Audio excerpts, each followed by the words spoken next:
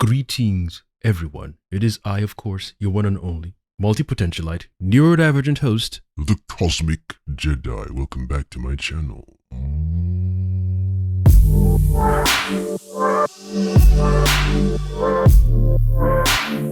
I found some more movie trivia fun things to do with you guys from the YouTube channel called One Media. And then I found some other movie news that we shall discuss later as well. Then we have some gaming trivia, or just one gaming trivia I should leave for the end of the video. So without further ado, we shall begin with the first movie trivia. This one is going to be a fun one. I don't even know how long I'll spend time on each one. Like this, you know what, let me just kickstart off from One Media on YouTube. Shout out to One Media, by the way. The title is, or the poll/title is Best Movie Villain of All Time. So we're going to kick off with the first one. Darth Vader, Lord Voldemort, Thanos, and Sauron. What? Yes, the cousin no, the twin brother or twin sister of Sauron. It's Sauron. Get it right, Kosmic. Get it right. Let's do that again, shall we? It's Darth Vader, Lord Voldemort, Thanos, and Sauron. So I've already seen the prequels, or the original, the prequels, and then the recent new ones as well. And I understand the plight that Anakin, aka Darth Vader, went through before he became Darth Vader. So I get that. But just looking at the list so far, I'm pulled straight to Thanos. I'm removing Lord Voldemort from the list because for me, for my movie-going experience, I didn't like the way he was always backseat calling the shots and commands and whatnot. Like when they were transporting Harry Potter from point A to B, I think in the last two movies, I think I could be wrong, he sent out different people to go and, you know, do their thing and whatnot, but he didn't feel like a villain. In fact, he wasn't like Thanos. Thanos was on every planet that he was, well, I say every, let's say 50% of the time he's sending these goons out to half the population of a planet.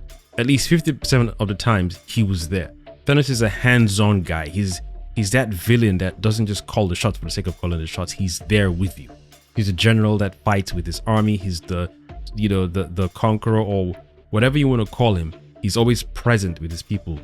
So I like that kind of villain. He talks the talk, walks the walk. He's got the attire, the weapons, the bravado. Everything is there, and he's always present. Compared to Voldemort, nah, dude, I didn't like the way, because he was on this quest for the Elder Wand first, and then he didn't seem up and present for me. He was always in the back and then bullying people. Why didn't you stop him? Why didn't you catch him? I get it from the whole story point of view and the whole prophecy thing and whatnot. I get that. But just because of how Voldemort was presented to us, the way I took him, he just felt like this guy who would whine and complain sometimes, and he was more likely to, you know, kill his own people because they failed at capturing Harry Potter, whereas he wasn't up front and center at every mission seeking out Harry Potter. Yes, you could say, why do I need to do all the work when I can get other people to do it? That's why I prefer Thanos. Because yes, he can get other people to do the work, but he'll also be there with said people. And when he sent out a particular group to do a thing, he will send people he can trust for sure to do the work. That's right. So that way he can go somewhere else to do the other work he wants to do, add into the work so it's Thanos is up front and center all the time. And yes, sometimes he does, you know, typical big bad sat in the chair and, have you ended that said planet? Yes, good. Yes, he does that, but at the same time, he's also up front and center and present. You ain't lying. So let me know as well, peeps, which one is your best movie villain of all time from the list of Darth Vader, Lord Voldemort, Thanos, and Sauron. Sauron, I love Sauron. I don't know. I love the Lord of the Rings series. I love, well, series or trilogy, either one. I love him. I love him very, very much. Very, very, very much. But we only got Sauron at the beginning, and even that wasn't like a full 5 to 10 minutes. Maybe it was, but in terms of talking, and no, he didn't have much dialogue. And I'm not saying you needed to give him dialogue for me to, you know, struggle between him and Thanos. But he was a physical form at one point, and, well, you know, humanoid form, and after a while he just became this huge eyeball and voiceover. And again, that's cool. That was still a powerful presence, you know, to show how menacing and how much of a presence he was in the movie. It worked fine. But because of this list and people presented in this list, I'm choosing Thanos because he was menacing physically, and the work that he was doing, or his dream and his intention was dangerous. So just those two for me. And the fact that he accomplished it, where Sauron didn't accomplish. I mean, Sauron accomplished a lot of things. My bad. I apologize. But he didn't get as far as Thanos. Thanos said, I'm coming here to do this thing. Yeah. And whatever people I kill to get it done, I'll kill them. Damn. And then I'm going to end up doing it. And he did it. He didn't get, thwarted by the good guys just in time, or his time bomb didn't get stopped at the last second. No, he did it.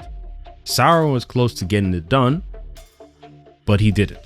And that one eyeball thing, he wasn't present. If he was present the whole time, I imagine he would have got his things done and then some. But I prefer Thanos because he was up front and center, present in all his endeavors, all his actions, all his carnage and whatnot. He's there most of the time, or based on how they presented him to us in terms of the movies. I'm not referencing Thanos in the comics and movies. I'm just saying the movies only, how he was presented to us and how I took him in regards to how Marvel presented him to me. Nice. Again, love Darth Vader, love Voldemort, love Sauron, but for me, Thanos stands out.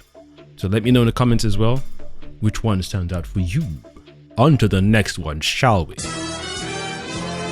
Best movie villain of all time, round 2. We have the Joker, Hannibal Lecter, Scar, and John Doe. I almost said John Doe. Oh, that's the guy from Seven. Yes. Scar, Lion King, of course. Hannibal Lecter. I can't remember the name. No, I can't remember the name of the movie. What? Cannibal. Is it Cannibal? Hannibal. You must be out of your goddamn mind. It's Hannibal, isn't it? Because he's a cannibal. Wait a minute. Am I wrong? Yes. Damn.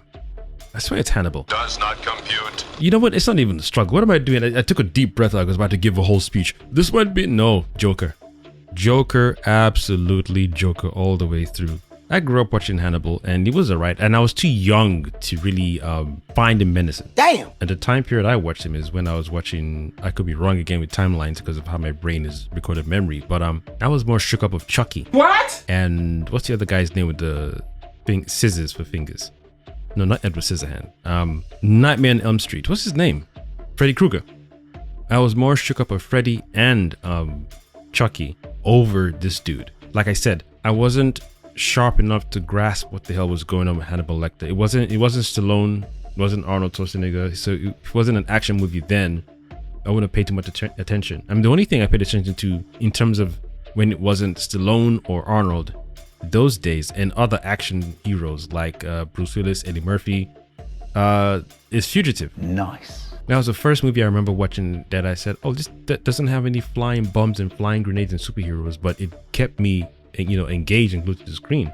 That's when I started to I remember expanding my horizon in terms of the movies, not necessarily the actors, but the types of movies and the genre, like drama, action, and a few moments later. Damn it, I can't remember. It's right at the tip of my tongue, but it's not the genre. Hopefully but that genre allowed me to say, okay, I'm going to expand my window of movies that I really like to watch, and I'm going to add this type or this genre on that list because Fugitive was really engaging.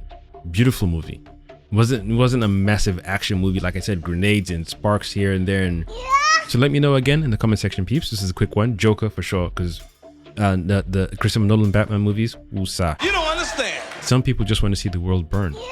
I imagine some people would go with John Doe for sure over Joker, Hannibal Lecter, and Scar. And I imagine some people would go over Hannibal Lecter because of how he impacted them at a particular age. Because I definitely was too young to grasp what the hell was going on with Hannibal Lecter. He's already off the list for me. Now I'm older and I know, but I've not even ever sat down to rewatch the movie at all, and I don't even feel like I need to. I don't have a desire to. Maybe to review it I might, but right now I don't have a pressing desire to watch it. So let me know in the comment section, peeps. Which one is your villain of all time? Or best movie villain of all time, round 2, from the Joker, Hannibal Lecter, Scar from The Lion King, and John Doe from Seven. And that's another movie I will not watch anytime soon again.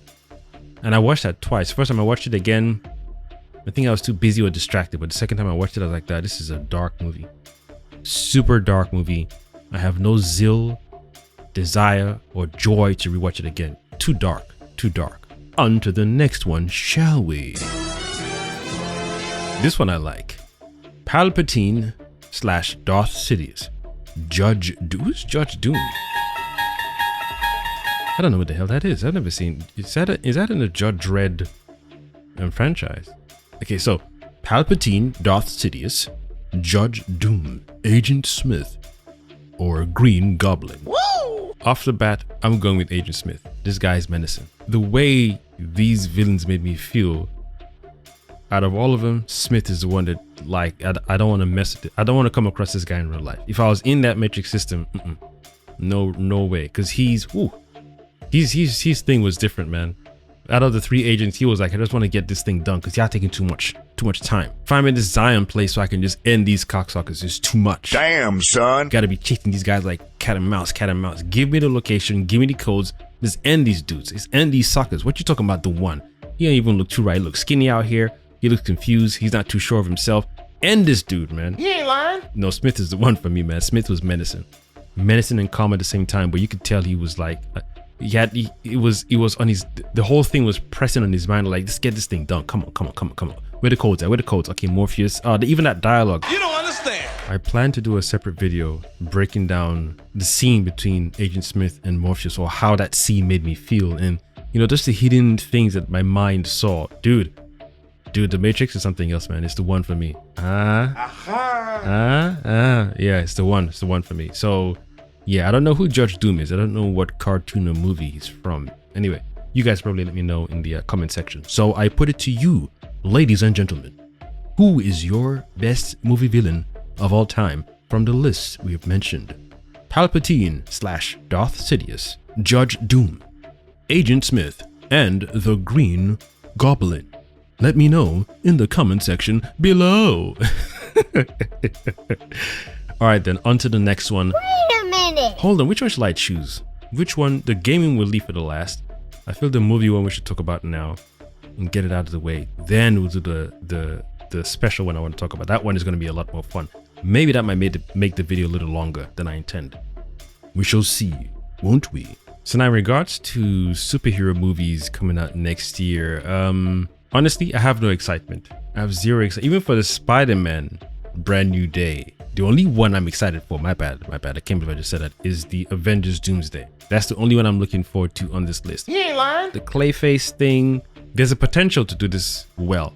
Like really well. I like this one. It depends on what story they're pulling from in the comics. That's right. We all know that DC and Marvel don't necessarily, especially DC, well, even sometimes Marvel, but mainly DC, they don't really follow most of the sweet parts of the comics and their cartoons when they're translating it to live action. And I've not read any Clayface comics. I only know Clayface through the animation from Batman and then Justice League and Justice League Unlimited.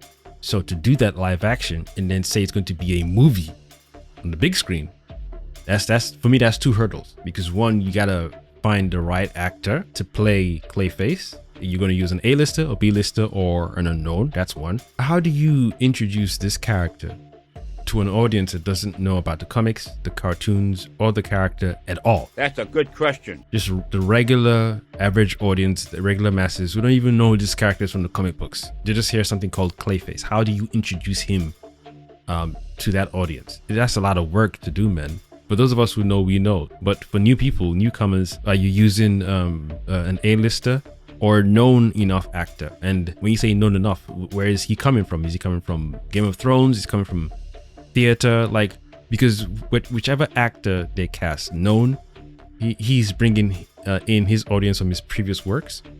And I imagine the audience he's going to be bringing in will be like, well, we trust this guy on his acting journey and acting career because he's done different types of work. Whereas if it's an unknown, then maybe he's a standout from different things that worked well, and they're choosing to pull him in and say that we're going to give you your own product to be front and center on. It's still a gamble. Like I said, if this was HBO, I'm ready for it. But to say this is going to be live action, on the big screen, nah, I'm not in a hurry to go and see it. The only thing that will get me is let me be precise. 3 things: who they cast, the story, and where they're going with the story, and what they're doing with the world building. Is it just one-off movie, and then this is how we get to see him in the DC universe, or do they plan to do a movie and then like with Penguin movie.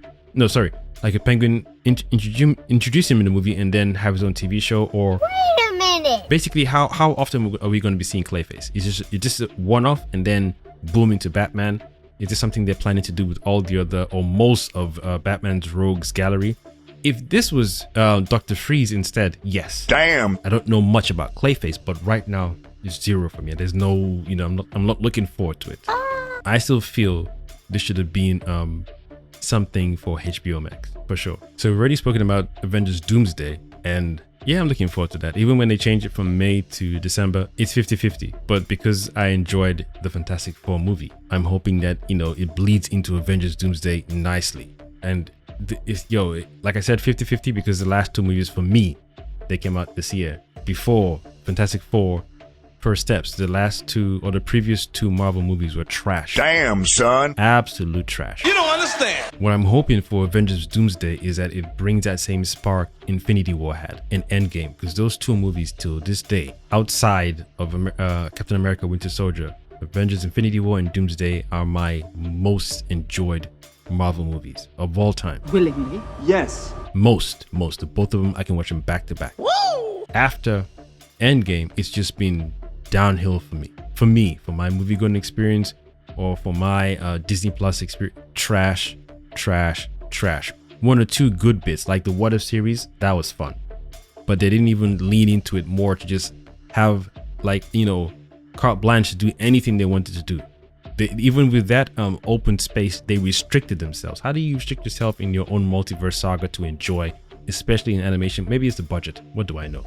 But after all the nonsense they dropped, I'm cool with that one. So Avengers Doomsday, that's a 50-50 gamble. Fantastic Four First Steps was really, really good. Really, I've seen it 4 times. That was intentional. I've seen it 4 times. So if Avengers Doomsday is as good as Infinity War, I'm gravy. Gravy, baby, I got it all smothered. If it's better, boy, that would be a gamble. What do you mean by that? That will be a gamble. If you can make Avengers Doomsday far better than Infinity War, in fact, that's impossible. Well, duh. I challenge Marvel. What? I challenge Marvel to make sure Avengers Doomsday is as equally good as Infinity War or better than Endgame. Jesus! I challenge Marvel to make sure Avengers Doomsday is as equally as good as Infinity War or better than Infinity War or better than Endgame. Are you not entertained? Spider-Man Brand New Day, I don't give a shit. Come on, don't bullshit me. I don't care. The last 2 Spider-Man movies for me, I didn't enjoy them because I'm going to do a separate video for that one. I've been meaning to do that for so long. I'm going to do a separate video for that one for sure. Woo! Supergirl, however, Here we go. I do not know what's going on. Nah.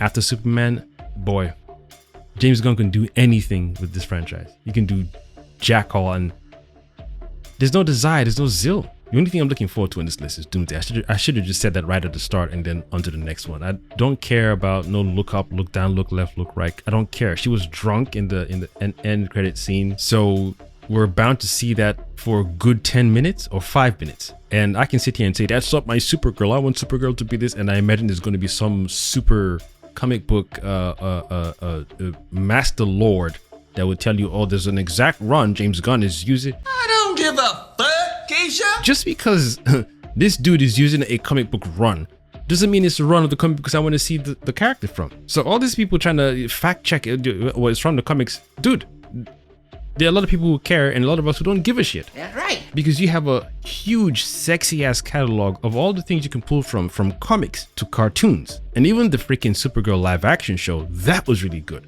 So you've got that to pull from and play with. You ain't lying. And the first introduction, for me again, my movie-going experience, the first introduction I get of Supergirl, she's drunk. You could have shown her landing and say, I heard you were in trouble. Clark would be like, I'm cool, thanks for coming though. You came a little late, but thanks for coming. Then when they've seen that she was serious, she tried to get you in time, and she'd be like, just like Captain Marvel in the Avengers movie. I got here as soon as I can because I was dealing with another intergalactic something. So we know she's on a serious tip. Came in drunk and then she's got a dog. Not that dog, man. Me personally, no, siree, Bob. I tune out. And again, I keep saying this a lot. I'm not the target audience, and that's cool. I don't have to bend over backwards and say, I'm looking forward to this. No, I'm not the target audience, and that's cool. The only thing I'm looking forward to on this list, like I said, Avengers Doomsday. So let me know, peeps, in the comment section. Which movie are you looking forward to? Woo! On to the next one, shall we? Apparently Sony Pictures has 4 animated Spider-Verse movies in the works. Let's take a look at them, shall we? Spider-Man Beyond the Spider-Verse, of course. Venom, Spider-Woman, and Spider-Punk. I personally do not see why these other 3 movies need to exist. Damn. To me, they work as an ensemble. You ain't lying. That's how I enjoyed it. It just makes sense to, if you're saying we're doing other spider adventure movies that will feature some spider characters, instead of having 50 in one movie, it might be 3 or 4 or 6 or 8, depending, just like the Avengers movie. 6 characters and 2 off to do one thing, the other 2 off to do another thing, the other 2 off to do another thing. That kind of ensemble I like. Yes. I have no desire to see one spider character after you've already shown me the Spider-Verse movie. We started with Miles Morales, but even within the first Miles movie, you featured Peter Parker, then you showed us a different Peter Parker. So you already did a multiverse thing. And now, for me, you want me to center on one character. And if you had asked me, out of all the characters, which one would you want to? I prefer to go for the digital spider lady, one with the Afro puffs. You know what? I'm speculating. I could be wrong. They didn't say they wouldn't feature other superheroes or other spider heroes and superheroes in each movie, but a singular movie focusing on them only. I don't know. If it was a buddy cop type thing with Spider-Man and Spider-Punk, for example, now that I would watch. That would be cool to watch. Yes. I'm a fan of Venom, but I don't need to, because when you say Venom, is it just him alone? So no Peter Parker, no alternate Peter Parkers, no alternate Miles Morales, so it's just the Venom symbiote. That's going to be tricky to do as well, because the Venom movie, I only like the first one just about, the second and third one, no siree bob. Unless they're going to do it comic book accurate for you guys who love the comic books and who like to preach, you know, almost like it's like a Bible or religious. If you're not doing it from the comic, if you're sticking to the source material to the letter, to the T, no deviation, no slight, nothing, it's straight to the T, then cool. If not, I'm not your target audience. Now, of course, Beyond the Spider-Verse, yes, the first one was beautiful, the second one was even better to some extent, you know, to an extent, but that's a tall order sometimes. Just like me, I loved the first, I enjoyed the first Terminator movie, but the second one I absolutely adore. I can watch both of them, but the second one is my go-to straight away, because boy, it's well done for me, man. It's just well done. The whole thing is a package. Yes, the first movie is a villain. Second one, you think it's a villain. It's here, nah, it's woosah. So same thing for me with the Miles Morales animated movie. The first one was just correct. Then you brought the second one and you top your first one. That's sometimes it's a tall order to do. So that's why I always keep referencing the Terminator movie, because that's one of the movies I remember thinking the first one got me, but the second one is better. That's how it's supposed to be. So much so you're surprised. In fact, when you do a sequel, you're hoping the sequel is as good as the first one or better than the second one. And that's a normal, natural thing to expect, hope, and look forward to. That boy is good. So because of the experience I had in the first and second Spider-Man movie with Miles Morales, I've never sat down to myself thinking, oh, I wonder what the Spider movies they could do with the individual Spider-Man or Spider-Women characters. No desire, no zeal. Again, like I said earlier on, they haven't stated that each movie they've announced will only have the characters, the specific characters they've mentioned. So like the buddy cop thing, I said it might be the same thing in Spider-Woman and Spider-Punk. But then again, if that's the case, if you're going to feature other Spider-Man and Spider-Woman characters in each movie, Spider-Woman, Spider-Punk, and Venom, then why are you having singular movies for each character when you're going to feature other it's money, but just do it well. I don't know about you guys, but I'm still patiently waiting for a third, sequel, the third installment of the Miles Morales movie, and then you announce the Venom. I wasn't looking forward to hearing some new announcement. Where is the other one coming out, and why do you keep pushing it back? If you're saying you're working on graphics and whatnot, fine, but I'm hearing all the behind the scenes, stuff with the voice actor and voice actors for Miles and Gwen. So all that nonsense Hollywood stuff, I don't need it in my. Just bring the movie. If you're saying they're delaying it because of the CGI and the workload, then take your time. Yeah. I imagine most of you are looking forward to Spider-Man. In fact, let me know if you're not looking forward to the third Spider-Man movie. We have Venom, Spider-Woman, and Spider-Punk. Which one of these are you looking forward to? All or none? What? Okay, so I've decided to move the bonus from the end to this part or this section of the video. It's a gaming bonus. I want to leave the special one to the last. Woo! So what is your favorite 6th gen gaming console? Straight for me is PS2. I loved GameCube. Dreamcast wasn't really my thing. I think it's the controller size. What? GameCube was, it was alright. Xbox, no. I don't know why. Maybe because I fell in love with the PS1. Willingly. Yes. I imagine there's an alternate timeline of me that really loves the Xbox and despises the PlayStation. The first gaming console that I played on, official game console I played on in Europe, was definitely the PS1 for a longer term in terms of playing it and having it in the house, and the house they lived in was the PlayStation 1. But based off of this list, PS2 is my favorite gaming console for sure. Favorite. I remember some really fun times on there, man. God of War, Devil May Cry, Ratchet and Clank, some really sweet games. I can't list them all right now, but PlayStation is, I've been a massive loyal fan since then. I've tried Xbox, but it's a controller. Controller was too chunky for me. And then they weren't even doing their best to try and make it, fit hands like mine. The time it came out, they weren't playing around with different types of, controllers that were ergonomically suitable for different hands. It was just this one type they had that I remember anyway. And when I tried it one time playing Soul Calibur, I had my ass handed to me, and I was I'm very good in that game. And when I played it on my friend's console, like, dude, you're only winning because I despise this controller. You ain't lying. Because I was thinking down the line, oh, I've got a PS2, so one day I would like to have a Xbox as well. But no siree, Bob. I wasn't one of the people who enjoyed the console, and thankfully, because till this day I don't feel like I'm missing out on anything. But I enjoyed the GameCube and 1 or 2 games on Dreamcast, but PlayStation 2 is my console right there. Let me know in the comment section, peeps, which one of this is your favorite gaming console. Now let's do the last trivia I was looking forward to doing. This might be quicker than I even expect as well. You can only pick one DC superpower. What? Which are you choosing? Spider-Man? DC, bro? Let's try that again, Kosmic. Superman's flight, Wonder Woman's strength, The Flash's speed, or Green Lantern's energy construct. Which one are you choosing? Before you answer, I will let you know mine, of course. After all, I am the host of this video, so keep your mouth shut. Just kidding. I'm obviously choosing The Flash's power instead, or speed, whichever you would call it, is Flash. For multiple reasons. I almost want to do a sequel to this one. You know what? I'll tease you and then let you answer and do a round 2. Wait a minute. What do you mean by that? I can see people going for flight from Superman, and I see a lot of people going for Wonder Woman strength as well, for sure. I don't know what the ladies will go for. I can see a lot of guys going for Wonder Woman strength for sure, definitely. But the ladies, I'm curious to see what you guys are gonna go for. I'm really curious to see.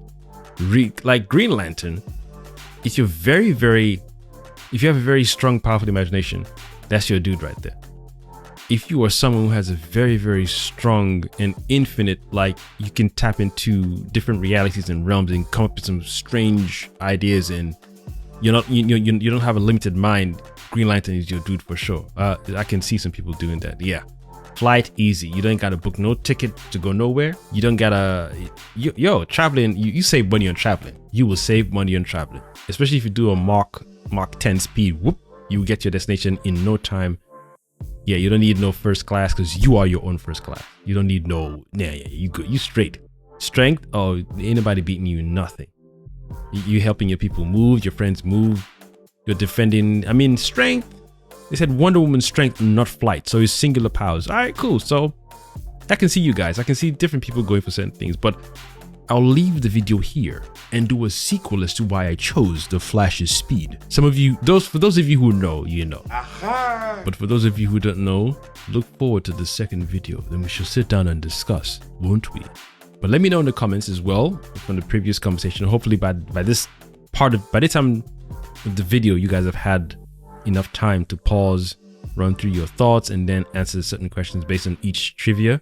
And I hope you enjoyed this video as well. This is fun for me to make. I'm looking forward to doing some I was gonna say ranking my favorite DC animated Superman movies as well.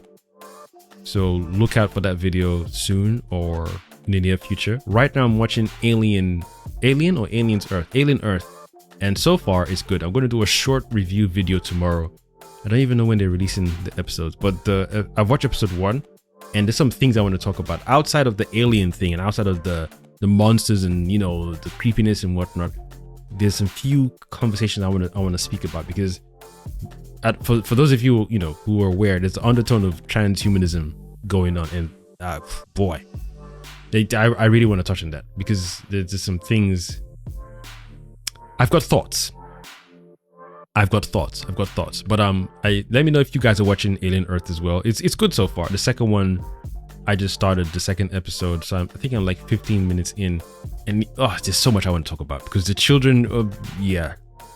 I'm an Aliens fan, and my most enjoyed Alien movies is the second one. That's top of my list. Alien Resurrection, and then Romulus. Everything else is cool. The first one I enjoyed, but the second one, just like Terminator 1 and 2 for me, second one raised the bar completely. The first Alien was cool, but the aliens, the second one was just like, yeah, we're here. Then the third one, nah, I can't remember whatever else came. When Resurrection came, even though some people said it deviated from the whole lore, I still enjoyed it. Prometheus was alright for what it was. Romulus 2, that one, it felt like it was a merge between aliens and just some fun, you know, the little action element of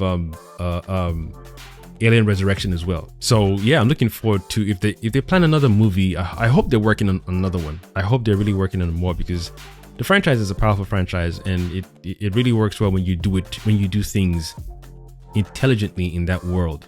So yeah, I'm looking forward to it. The Alien series so far is good. The second episode, like I said, I'm 15-20 minutes in. Nice. I don't like human drama when it comes to that kind of genre. That, especially the Alien series, if you overplay human drama and you underplay the alien threat element, the, you know, in the shadows element, the hunting element, the gore, the straight horror element, you will lose me. You lose people like me. But then again, what's done is done. They've already recorded it. All we're just doing is watching what they've finished editing. So hopefully it's a good series, because I've never thought to myself, I would like to watch an Alien series on TV or episodically. I prefer movies.